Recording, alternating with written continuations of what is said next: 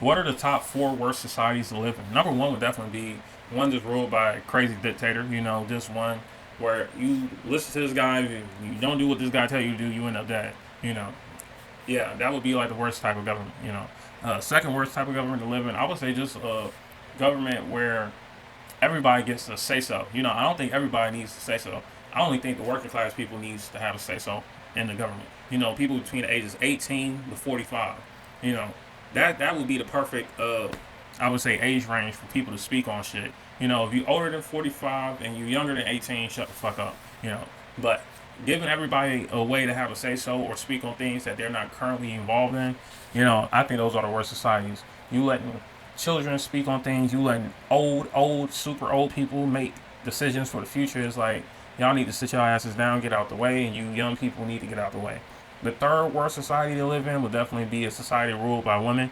You know, I just don't think they make great decisions most of the time. You know, very emotional. Now, I would say like 35% of them are solid. 35% of women are solid. But most women, you know, birds of a feather flock together. They follow the code. You know, they don't. When you separate them by themselves, they're very intelligent. But when they're with other women, they just do what the rest of the women tell them to do. You know, the fourth worst society I can imagine being in is probably a society where we value animal life over human life. You know, I meet a whole lot of people, and sometimes when I'm going on Twitter, I see these people talk about dogs, and it's like these people, the way they talk about animals, they will save a dog's life over a baby's life. So I really can't stand people who care so much about pets and animals.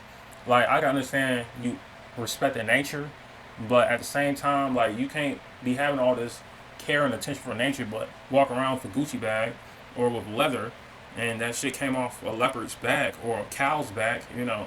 So I don't really like super earthy people, you know, because those super earthy people, to me, a lot of times when you have conversations with them, it seems like they don't really value human life. So yeah, those are the four worst societies I can imagine living in.